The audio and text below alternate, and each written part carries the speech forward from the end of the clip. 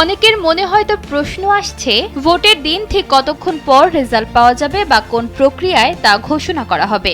নির্বাচন কমিশনের তথ্য অনুযায়ী ভোট গ্রহণ শেষ হওয়ার পরপরই অর্থাৎ বিকেলের পর প্রতিটি কেন্দ্রে ভোট গণনা শুরু হবে।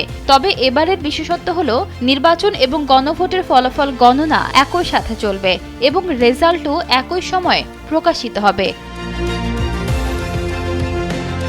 নির্বাচন কমিশনার আবুল ফজল মোহাম্মদ সানাউল্লাহ বলেন, অধিকাংশ কেন্দ্রের ফলাফল ভোটের দিন মাঝরাতের মধ্যেই চলে আসবে।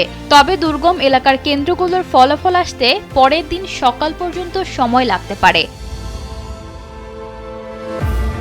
প্রতিটি কেন্দ্রে ভোট গণনা শেষ হওয়ার পর প্রিজাইডিং অফিসার একটি আনঅফিশিয়াল ফলাফল ঘোষণা করবেন। অর্থাৎ কেন্দ্র থেকে আপনি জেনে যাবেন আপনার এলাকায় কে এগিয়ে। ভোটের রাতে প্রতিটি কেন্দ্র থেকে আলাদা আলাদা রেজাল্ট শিট বা খণ্ড খণ্ড ফলাফল আসে। এই বিচ্ছিন্ন তথ্যগুলোকে এক জায়গায় জড়ো করে একটি পূর্ণাঙ্গ তালিকা তৈরি করার আইনি প্রক্রিয়া হলো কম্পাইলাইজেশন। এই বিচ্ছিন্ন তথ্যগুলোকে এক জায়গায় জড়ো করে একটি পূর্ণাঙ্গ তালিকা তৈরি করার আইনি প্রক্রিয়াই হলো কম্পাইলেশন। কমিশনার জানিয়েছেন, দাপ্তরিক ও আইনি এই প্রক্রিয়াটি সম্পূর্ণ করা হবে 13 ফেব্রুয়ারি। কেন্দ্রে ঘোষিত আনঅফিশিয়াল ফলাফলগুলো ফর্ম 18-এ লিপিবদ্ধ করে প্রার্থী বা এজেন্টের উপস্থিতিতে রিটার্নিং অফিসার স্বাক্ষর করবেন। এর ওপর ভিত্তি করে পরবর্তীতে চূড়ান্ত গ্যাজেট প্রকাশিত হবে।